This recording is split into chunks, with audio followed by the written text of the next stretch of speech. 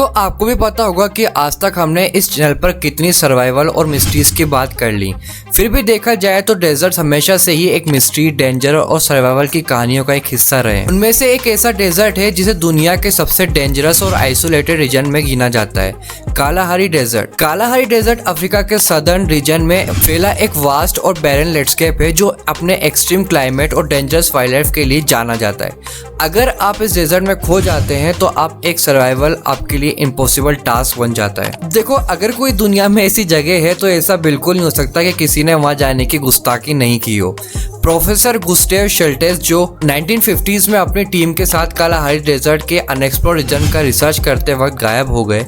आज तक इस एक्सीडेंट को लेकर कई मिस्ट्रीज हैं, लेकिन अब तक इस बारे में किसी को कुछ भी पता नहीं चल पाया। तो आखिर उस दिन एग्जैक्टली हुआ क्या था, आज हम इस वीडियो में उस पर बात करेंगे। तो देखो प्रोफेसर गुस्टेव शेल्टेस अपने टाइम के एक फेमस एंथ्रोपोलॉजिस्ट और डेजर्ट एक्सप्लोरर थे। उनका पैशन था दुनिया के अनएक्सप्लोर्ड और आइसोलेटेड रीजन्स में रिसर्च करना और वहाँ की इंडिजिनस और वहाँ की ट्राइब्स और वाइल्ड लाइफ को स्टडी करना। उन्होंने अपने करियर के दौरान कई डेजर्ट, रेन फॉरेस्ट और डेंजरस टेरेन्स एक्सप्लोर किए थे, लेकिन कालाहारी डेजर्ट जिसे द थर्स्ट लैंड के नाम से भी जाना जाता है उनके लिए सबसे बड़ा चैलेंजेस था। तो देखो 1950s के मिड में शेल्टेस ने कालाहारी डेजर्ट का एक एक्सटेंसिव रिसर्च प्लान किया। उनका मिशन था यहाँ के रियल वाइल्ड लाइफ को स्टडी करना, साथ ही ये भी देखना कि यहाँ के बुशमैन जो कि यहाँ की ट्राइब होती है उनका सर्वाइवल मैकेनिज्म क्या होता है। ये सफर एडवेंचर और मिस्ट्री से भरा होने वाला था, लेकिन किसी ने ये नहीं सोचा था कि ये उनका सफर आखिरी बनने वाला है। तो अब ये देख लेते हैं कि उस दिन उनके जर्नी के साथ आखिर हुआ क्या था। प्रोफेसर शेल्टेस अपनी 5 मेंबर की टीम को लेकर बोट्सवाना में मोन रीजन से अपने सफर की शुरुआत करते हैं। इस जर्नी का प्लान था 1 महीने तक कालाहारी डेजर्ट के डीप इंटीरियर्स में जाके वहाँ के टेरेन,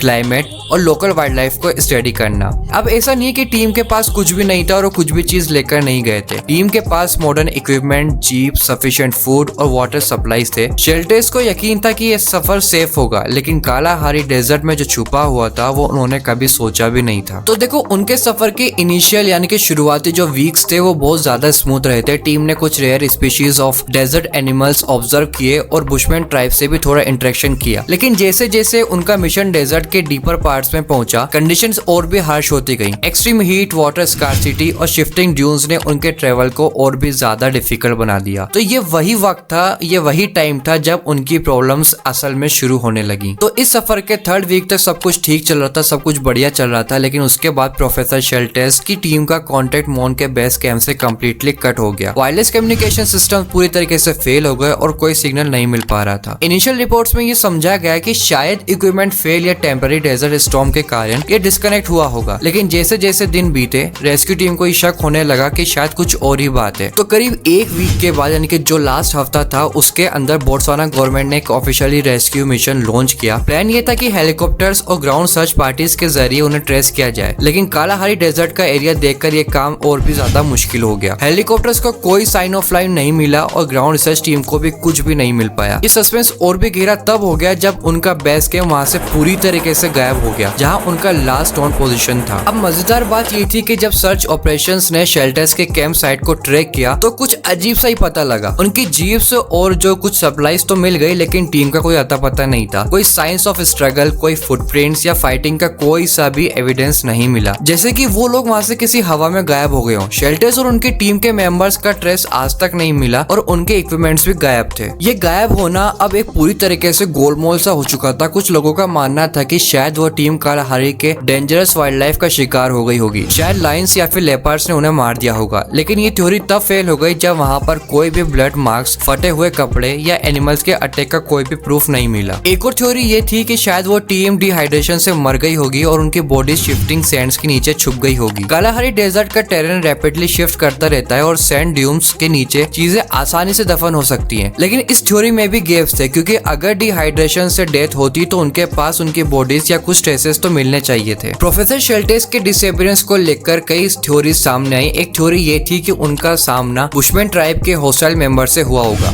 ये ट्राइब बहुत ज्यादा सीक्रेटिव और आइसोलेटेड होती हैं और कुछ रिपोर्ट्स के मुताबिक वो कभी कभी आउटसाइडर्स को अपने रीजन में देखकर बहुत ज्यादा एग्रेसिव हो जाती हैं। लेकिन उनके कल्चरल नॉर्म्स के मुताबिक बुशमैन किसी को भी मारते नहीं है, वो सिर्फ आउटसाइडर्स को अपने एरिया से बाहर निकालने की कोशिश करते हैं। फिर भी इस पॉसिबिलिटी को लेकर कई लोगों ने डिबेट भी किया है। एक थ्योरी और है जो कुछ हद तक सच भी लगती है और वो ये है कि उनकी टीम शायद कलाहारी डेजर्ट के बीच में लॉस्ट सिटी के तलाश में अपने मिशन में गायब हो गई। ये लॉस्ट सिटी एक ऐसे एंशिएंट सिविलाइजेशन थी जिनका नाम आज भी कहानियों में सुना जाता है, लेकिन इसका भी कोई पक्का सबूत नहीं मिला था। देखो, प्रोफेसर शेल्टेस और उनकी टीम का डिसअपीयरेंस स्टोरी बनकर रह गया। रेस्क्यू ऑपरेशंस के बाद भी कोई साइन नहीं मिला और धीरे धीरे इस इंसिडेंट को ऑफिशियली क्लोज भी कर दिया गया। लेकिन एक्सप्लोरर्स और डेजर्ट रिसर्चर्स के लिए ये अब तक एक क्यूरियोसिटी और सस्पेंस का मैटर बना हुआ है। मैं आपसे जानना चाहता हूँ कि जो हमने इतनी सारी थ्योरीज पे बात करी, आपको क्या लगता है कि इसमें किस चीज की पॉसिबिलिटी ज्यादा रही होगी?